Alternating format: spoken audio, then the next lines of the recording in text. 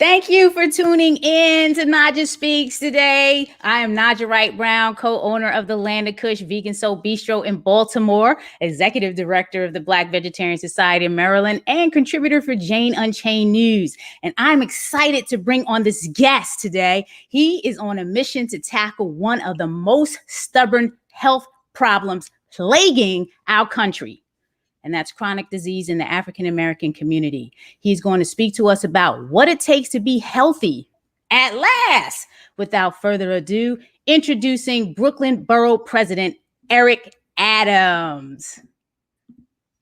Hey, sister, how are you doing? How are you doing? That's okay. Thank you for taking the time out to join us today and speak to me and the viewers. How are things going for you as Brooklyn Borough President during this time? Oh, going well, and life is full of ups and downs and periods of uncertainty where we are all experiencing now. But it's part of the process, and those moments of uncertainty is where we really need to dig into our spiritual reservoirs so we can navigate them. And I think Brooklyn is really just a microcosm of what's happening across the country, if not the globe. I think personally that the universe is in a shift, and we need to recognize that shift and start preparing ourselves for where the universe is taking us and be ready for it. And one of the ways of doing that is to be healthy, both physically, emotionally, and spiritually. Awesome. I agree with you 100%. What inspired you to write this book, Healthy at Last? I mean, you have a busy schedule. I can't even imagine what your schedule looks like. So taking out that time, and actually, how long did it take you to do this? Like, what was this inspiration and what was that timeline like? Yes, no, and it is. And the Brooklyn Borough President, for other municipalities that are out there, we're sort of the county executive to what you would call in your locale. New York City has 5 counties. Brooklyn is the largest with 2.6 million people. We would be the 3rd largest city in America if we were a separate city. We just overtook Chicago. So 47% of Brooklyn speaks a language other than English at home. We're extremely diverse.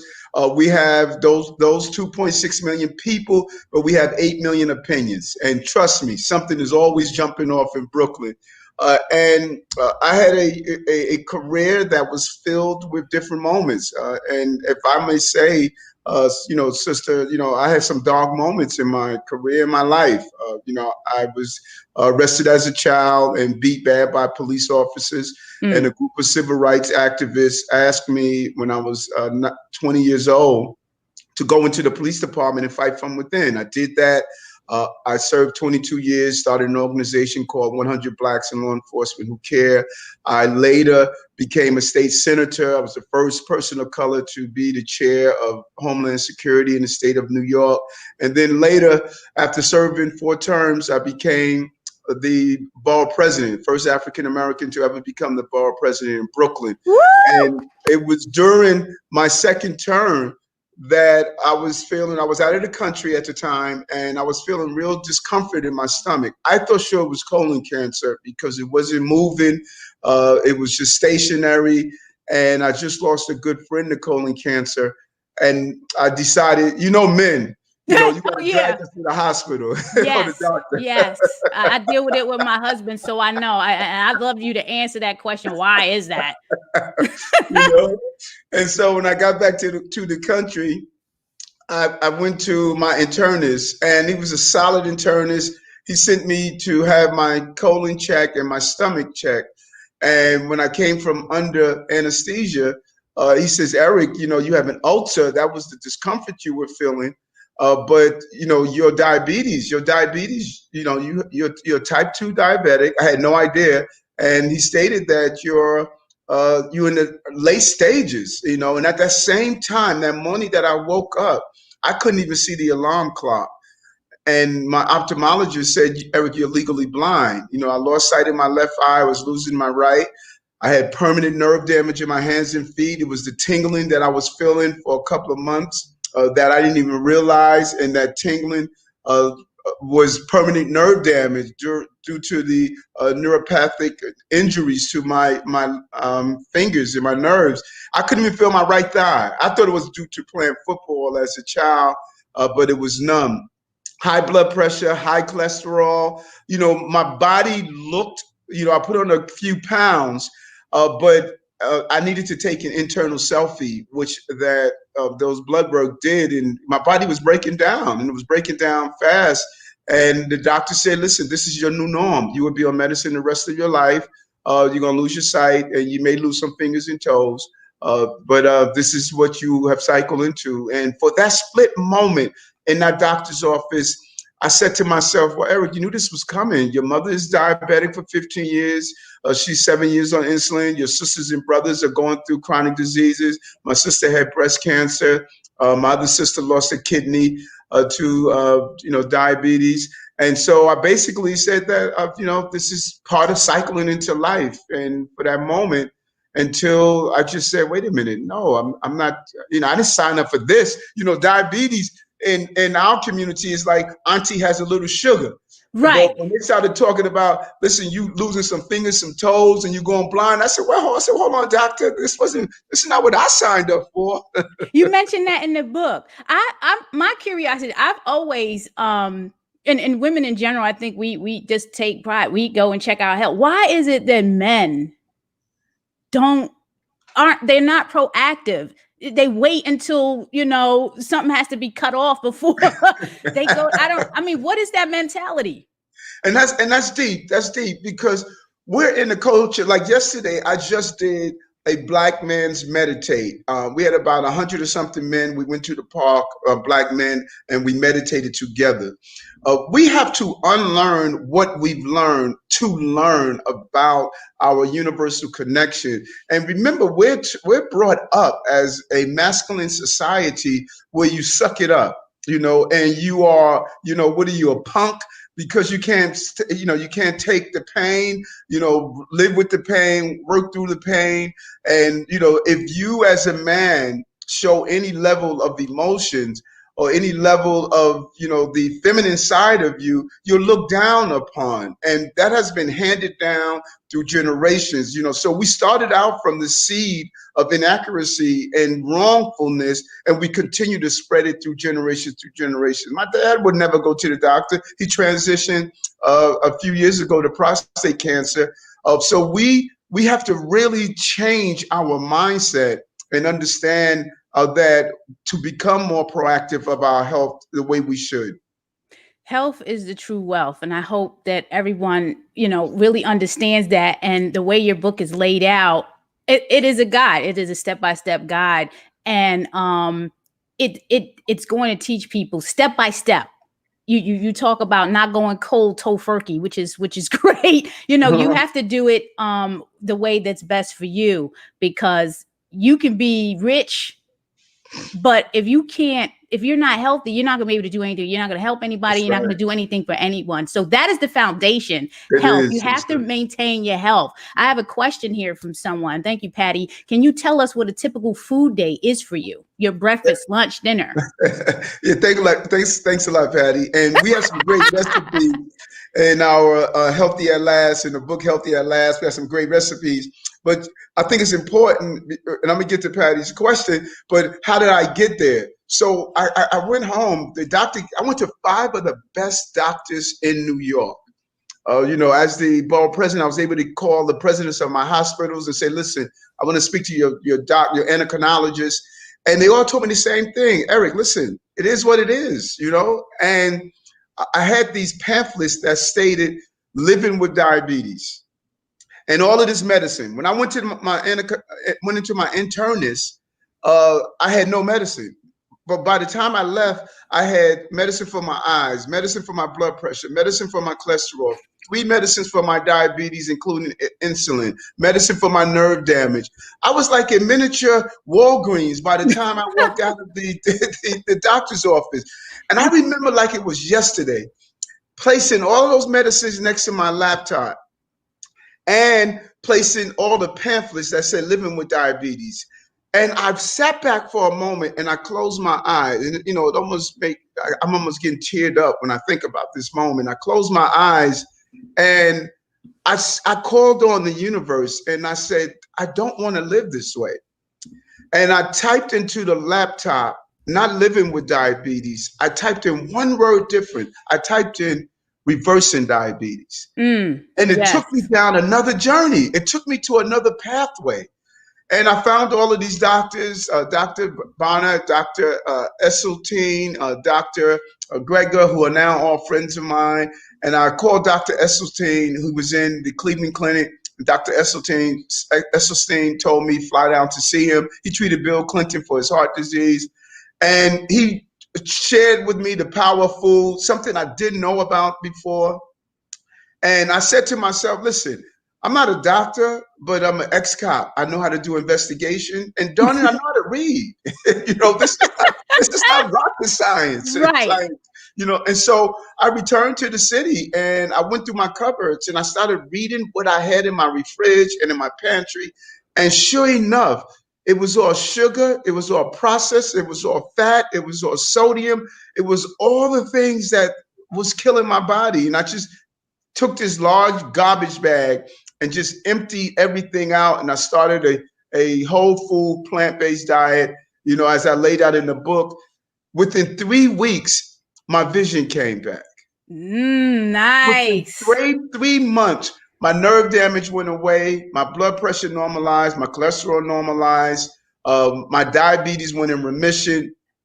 The ulcer that saved my life by going to the doctor, the ulcer went away. No medicine, only food. Why do you think doctors are quick to just prescribe medicine like that? I'm holistic, so I don't take any drugs. And my story was like that. High cholesterol at 33, and the first thing they want to prescribe is meds. I'm 33. I'm not going to be. So I had to do my investigation and research. But why is that? Like, and I think it's the greatest level of betrayal on the American people, what we have done to the healthcare profession. As I started to do my research and reading, imagine a young man or woman practicing with a stethoscope on their little brother or sister, hoping one day to save lives, growing up to be a doctor to save lives. Then they go into a profession that has been co-opted by the pharmaceutical industry,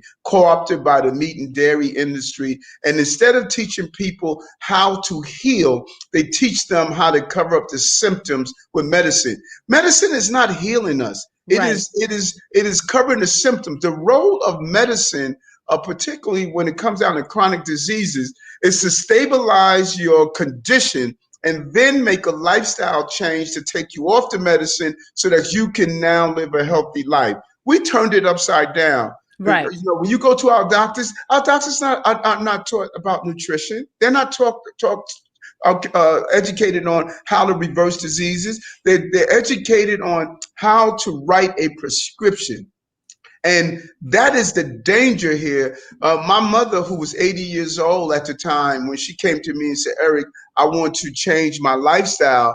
Mommy came to me. She went whole food, plant-based. Mommy was, as I stated, she was diabetic for 15 years, 7 years on insulin. 2 months into going whole food, plant-based, mommy was off her insulin, and simple.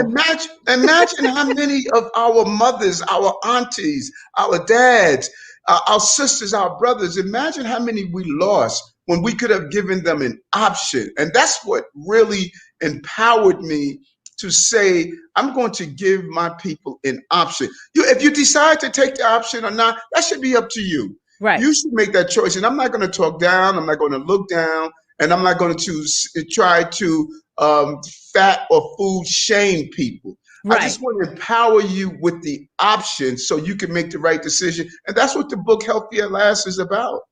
About empowerment, because the information and in this time now, there should be no excuse. There's information out there. I think people are wanting or curious to go plant-based, And this book here, Healthy at Last, is definitely going to help them do that. So it's going to be released in October 13th, but you can pre-order your book, and you can do that at Amazon. Now, I am the executive director of the Black Vegetarian Society of Maryland, so we do have a Smile account.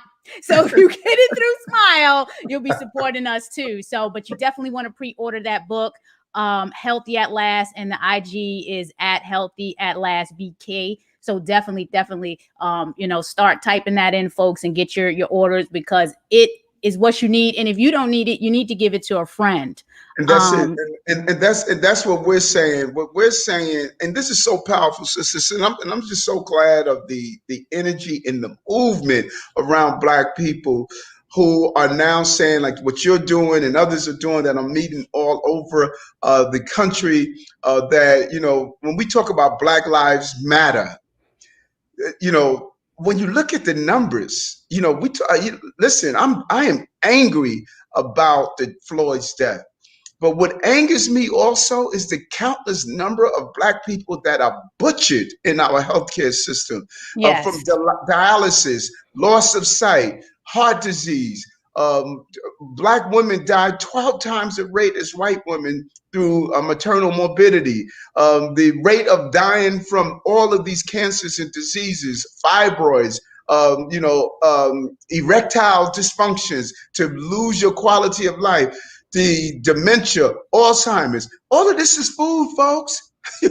Folks need to understand this. If you having a problem making love to the woman you love, that's the food you're eating. If you're having a problem remembering your grandchildren, that's the food you're eating. So we need to be clear on this, on what this is connected to. Right. People want to hear about the food. They want to know what you eat, because what it all boils down to: the food. And that's right. What the festivals are about. You got a big one out there in Brooklyn. It didn't happen this year. We have a big one out here in Baltimore. It's all about the food. It is. What are you eating? It is. And you look so great. let's talk about what we eat, what I'm eating. First of all, get the myth out of your head that I'm walking around with lettuce in my pocket all the time. that eating plant-based. Two myths we need to kill. One, vegan food, vegetarian food is a white thing. We need to get that out of our head. And that's what the book's talking about. People need to get into the origin of slave food. You need to understand why soul food and slave food is the same thing. And so let's get that out of our head, that this is a white thing. No, this is not a white thing. This is an emancipation thing, because we may be off the plantation physically, but we still connected to the plantation through the food that we're eating. The second is that my food is not good and healthy. Food must look good.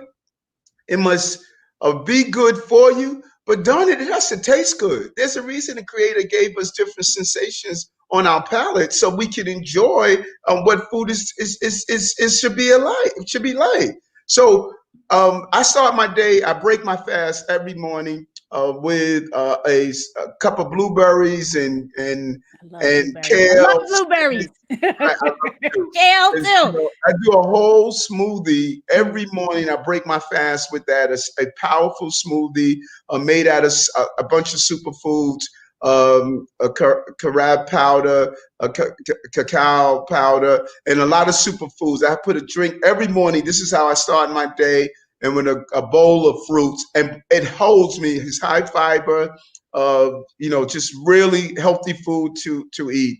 Then around lunchtime, I'll make myself some type of big either stew or soup or a mixture. I love black lentils. I liquefy it in my NutriBullet, and then I would put a whole host of mushrooms, onions, kale, cauliflower, and just really mixed up a nice healthy bowl of some good food. I'll do some tofu if I want at the time. I'll make myself a black bean burger. And know what else I found out? The power of spices. Yes. I challenge all your listeners, once a week, look up a spice and find out the health benefits of it. I was blown away to learn the power of turmeric, cumin, the power of cinnamon, the power of all these spices that we have taken for granted. Prior to my journey, I would just have salt and pepper. But you're being challenged to use spices, folks. Find out about them. You're gonna, that's right. You're gonna be. It's in a way. It's definitely an enlightenment. and pasta. I have lentil pasta, black bean pasta, red lentil pasta. There's so many pastas out there that you could have that you won't even realize it's not the traditional white flour processed pasta that you think. My lentil pasta is made out of lentils and water. Period. There goes your protein. All that. Where's your protein? Lentils. Right. Hey, Mom. I got my mom tuning in. Good morning, Mom. And if you like, and if you like cheese taste, I make this mean lentil pasta with nutritional yeast that will kill anyone's macaroni and cheese. There's macaroni that's made out of beans. Oh man. So you and I gotta talk offline. Is that all in the book? Because I know my husband has a recipe in the book. I saw all these recipes, You have recipes in the book too? Yes, it is. We have a chapter of recipes. And you know what I learned? I learned that we need to give people the information.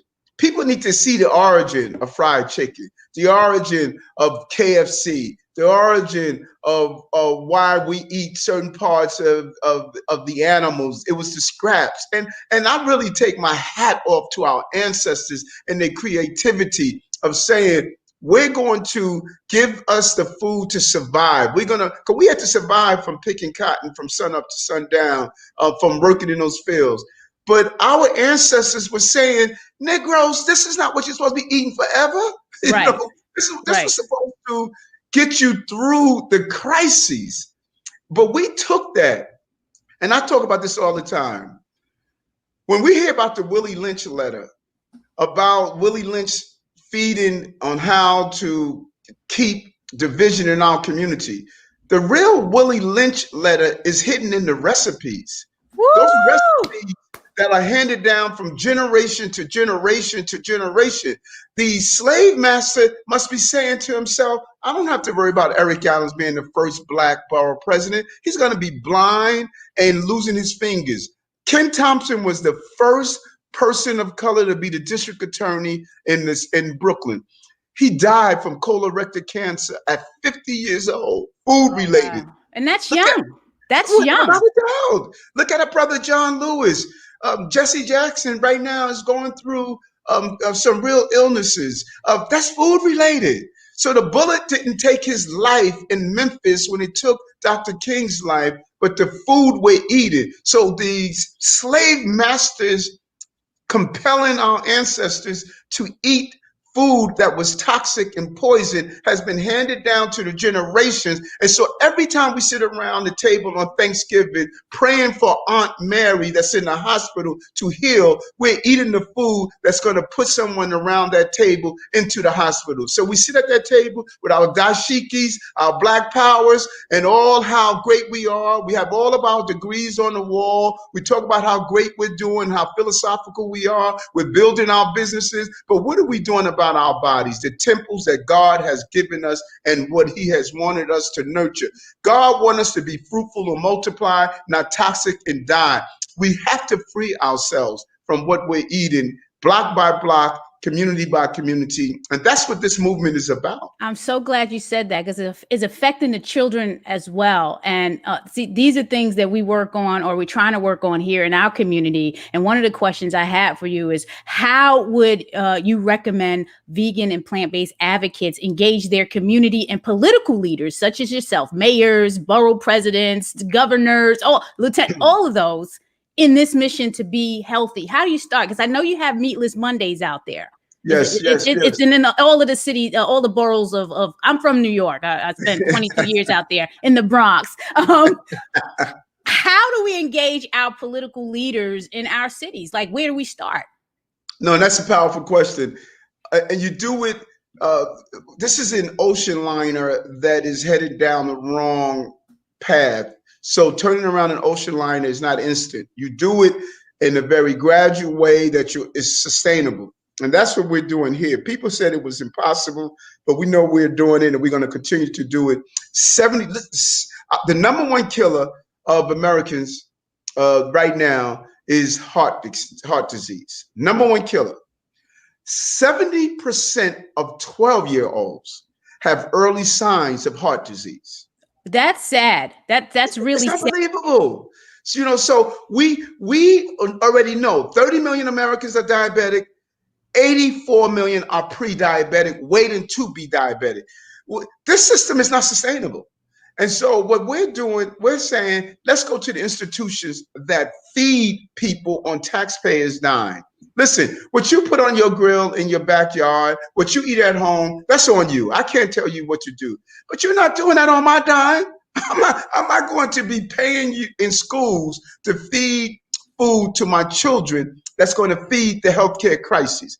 I'm not going to pay those who are incarcerated to feed them food that's going to make them have hypertension, come out sicker than they are, child protected custody. I'm not going to allow you to feed people bad food. My hospitals, how do you go to the hospital for colon cancer, take that surgery, get wheeled back to the room, and you fed the food that caused you the colon cancer in the first place? No. Right, exactly. So we're going after that. We were able to get food out of our schools, meat. We call it Meatless Mondays in our school, and we want to cycle out and get meat out of our schools.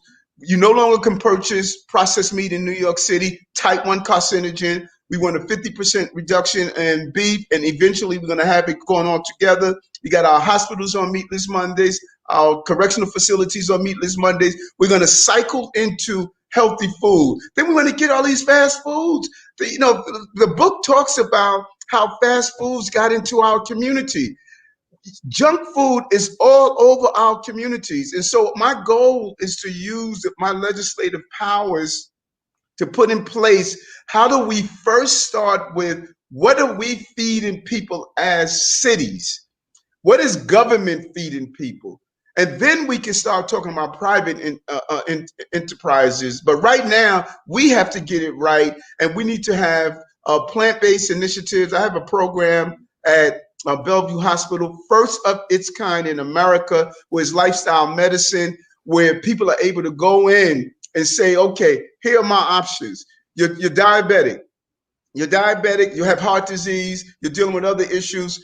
You can even go the traditional way and get prescription for the rest of your life and go down the pathway of amputation, blindness, kidney dialysis, or you can go this other way that we teamed up with Dr. McMacken of we can reverse the disease or give you a better life quality. Make the choice. It's up to you. If you say, hey, listen, I want to go and I just want to, deal with the pathway of destruction, then that's fine.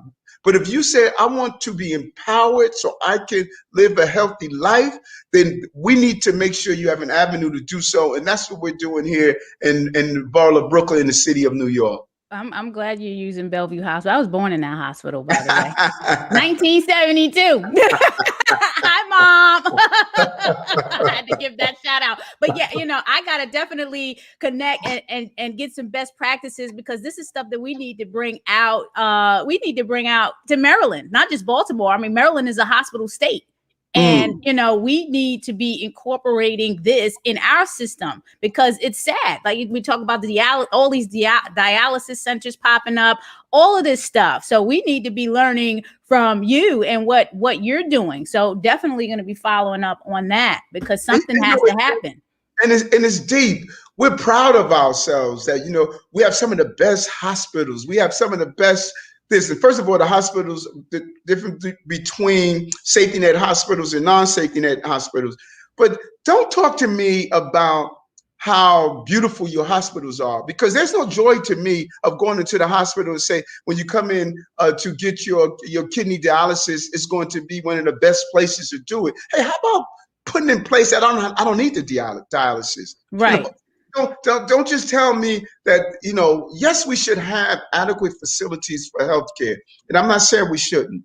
What I'm saying, let's also have a focus on preventive care. And I'm really troubled that none of our presidential candidates, no one was talking about disease reversal. No one was talking about healthcare. They were all talking about how many stents they had. Access to healthcare should be matched with access of not needing healthcare, healthy outlets to good food in our city. Now, why is that important? COVID-19. Yes. 90% of the people who were hospitalized and died from COVID-19 had pre-existing conditions or comorbidities. That's a fancy term for diabetes, heart disease, asthma, all of those diseases that we're talking about. If we would have used this time to introduce people to immune strengthening diets, we could have actually saved lives. But instead, if Maryland is like New York, where we were feeding people in those emergency food allocations, we were feeding people the food that was feeding their chronic diseases. We should have been using that opportunity to feed people food that would have strengthened their immune system so they could have fought off the COVID-19, but we just got it wrong. And that is what we need to focus on. I'm glad you mentioned that, because through our nonprofit, the Black Vegetarian Society of Maryland, and that website for anybody that wants to know is bvsmd.org, and I will post it in the chat. We've been doing monthly food as medicine webinars, and people are loving it. They want this information. They want to know, how to be more, boost their immunity, and how to eat better, how to address their digestive issues. And when you're talking about the hospitals, like you said, and the doctors, my question I always ask is, maybe they're asking the question, what's the return on investment for them if they do this? Because I think it's just about capital and the, ultimate drug dealing of the pharmaceuticals. I mean, you got to be realistic about it. I think that's what it's about. I mean, is someone asking that question? What's the return on the investment? Well, you have people going to work. People won't be calling out sick and all this other stuff. So we have a lot of work to do, and we need to be building these coalitions to do it together and to bring it up through legislation. I had to testify this year to fight for plant-based options to be offered in prisons and hospitals, and the schools wasn't on there because they said it was the schools was more complicated. But why? We need to start with the children. Like, why is it so complicated? Let's get all of them. Right. So yeah, you're definitely dropping some jewels. I want to show everyone the book here because, again, it is about the book. Eric is talking and he's teaching, but it's all about getting this book. That's how you're going to learn all this stuff. Yeah, that's how you're going to learn about to be healthy at last. His plant-based approach to preventing and reversing diabetes and other chronic illnesses. So you have to get on Amazon and you have to pre-order this book like today, not tomorrow, today. Okay. and what's deep for me, this journey has been so amazing. I've been in so many dark places in my life, and I've learned that those dark places, they don't necessarily mean that you're buried, you're planted. And the fruits of your harvest is for other people to get themselves out of dark places. I was in a dark place when I was beat by police officers, and I was planted to go into policing. I was in a dark place when I went through this health crisis. I was planted to write a book like this. And I think that when you go through these dark moments and you're feeling pain, the question you need to ask yourself, how do I turn this pain into purpose? And cycling out of the health crisis has been such a purposeful moment for me. Not only did I find out how do I eat right, but this spiritual connection and the connectivity, your brain is clearer. Yes. Bad food clogs your brain. The same bad food that clogs the arteries to your heart clogs your arteries in your brain and leads to dementia and Alzheimer's, as the doctors are now to see. And just how do you become a better human being? How do you deal with all of this going on around me, the strife, the uncertainty, just being able to keep your equilibrium, Right. those moments of just going inward. And that's what being healthy is about. And that's why I'm focusing a lot on Black men. Black men really need to, we must really understand we may not wear the stress as we think we do, but inside our bodies, going through trauma, the body doesn't know the difference between physically going through trauma or thinking about it. You still have the same chemical movements. And that's why it's so important for us to understand that. And Black men, when you start to see, how you perform sexually, the weight on your body, the lethargic feeling of taking pills all the time, we've normalized the bloatiness, the constipation. We've normalized that. No, this is not how you're supposed to live. And when I shredded off the pounds and my body came to its right size, I tell people all the time, I don't have a six pack, I have a case. My body's so tight now. I've never felt the way that I felt. And I'm telling my brothers out there, who you are, it's waiting for you to become it.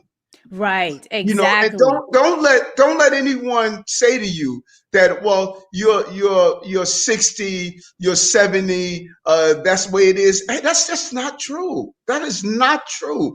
The fountain of youth is in your fridge. Exactly. That's what it is. It's right there. You either got living or you got dying products in there. But, and it can be done. However you do it, what's the best approach to do it overnight, throw everything out, or step by step. And again, you talk about that in the book, all of that. I can attest to it because I went through the transition. Right. So it's not as easy as it's not as hard as people think. And I'm working out too, strength training. I'm going to be 50 in a couple of years and I'm doing my works out, my strength training. I lost over 10 pounds during the pandemic because of all of that. I feel great. Had my first child at 40 and, she's active. I got to be right behind her. So, this is a great conversation that we're having because people really need to hear this because people get stuck in complacency because maybe their circle of influence. I talk about that all the time. Your circle of influence is in that with you. Misery loves company, but sometimes you got to step out and get a new circle so that you can evolve. Exactly. This has been great. Be part of your webinars. Be part of, and you're right. Find yourself a group of people who are going to lift you up.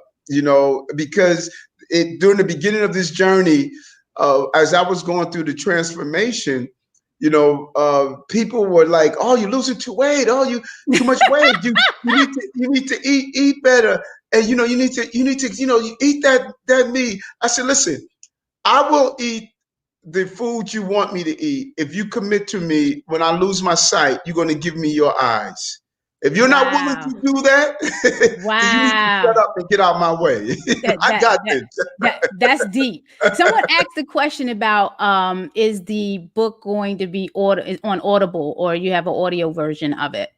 Yes. Thank you for that great question. We just finished the Audible because I'm an Audible guy. I like audio. Yeah, me too. While I'm moving around, while I'm exercising. Yes, we're coming out with an Audible copy. It should be released around the same time, and it's an enjoyable read. It's just really. No, it is. You walk away informed, and again, it's not lecturing to anyone. It's just really giving you a aha moment, interesting moment on how we got here.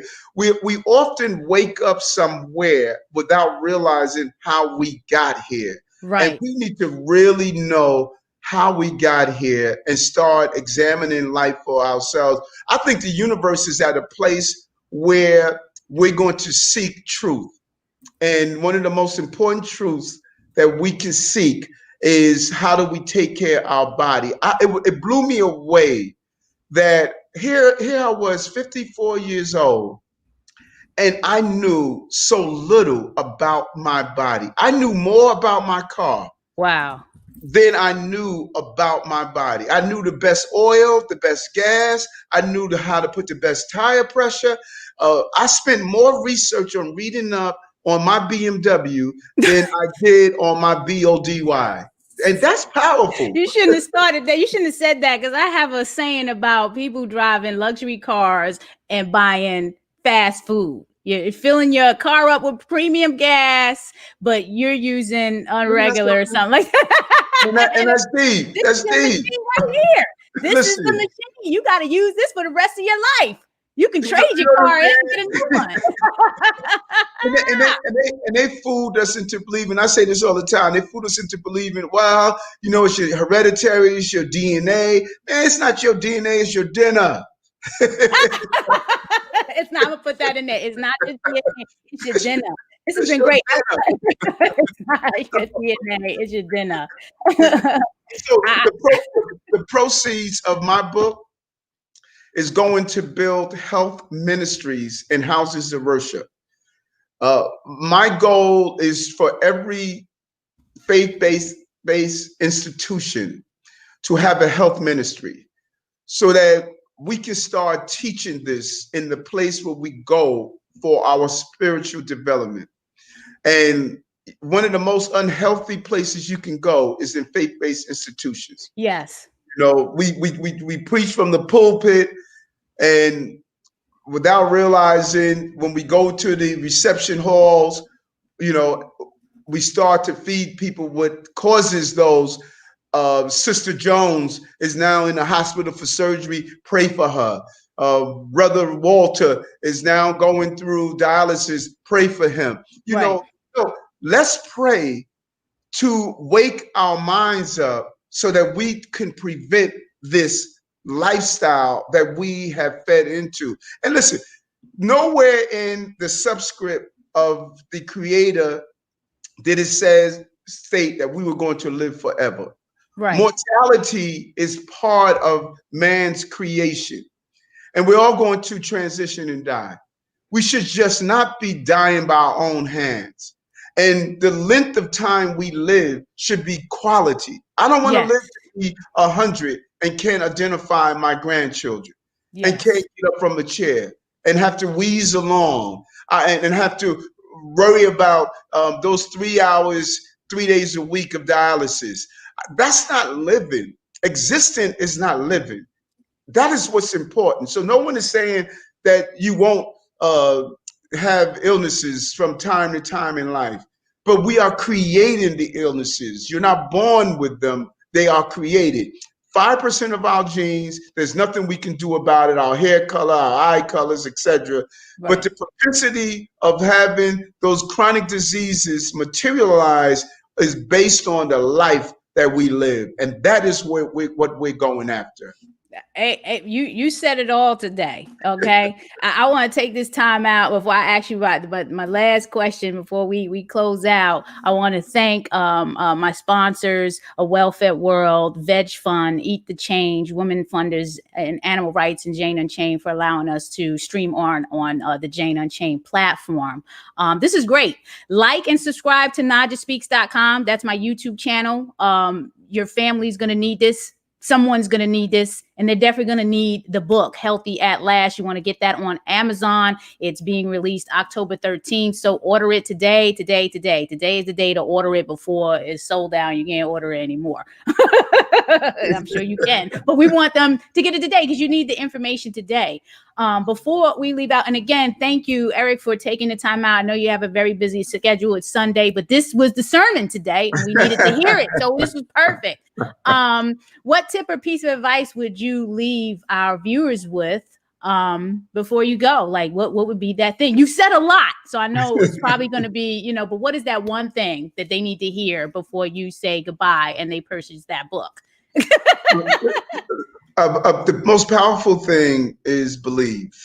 And belief has been something that I've held on to. And I just want people to know that no matter where you are, that's the beauty. Your life, your body is ready to heal. It needs for you to get out of its way. And every time it tries to heal, 3 times a day, breakfast, lunch, and dinner, and snack, you give it the items that won't allow it to heal. And once you start this journey, you're going to see everything in your life change. You're going to see the consumption of things that are visual, that are unhealthy. You're going to see a relationship change, because once you start taking care of yourself, you're not going to allow anything to be abusive to you in Right. any way in your life. It could be your job, it could be your spouse, it could be your children, it could be the person that lives next door. Once you embrace, I'm going to take care of myself, trust me, you're not going to allow anything to harm you again in your life. Believe. And that is the blessing for today. And Mom, thank you for that. Prayers do not materialize without actions on your part. You must take action. Thank you. Thank you. Thank you for time. Yeah, yes, and this is not the last. We will see, meet, or talk again, especially after I read that whole book. Thank you again. Thank you for tuning in, everyone. Again, get that book, Healthy at Last, on Amazon. It's in the chat. So there's no excuses. It's there. And please have a blessed day. Be healthy and be safe. Thank you. Thank you, Have sister. a good one. Oh, not a problem.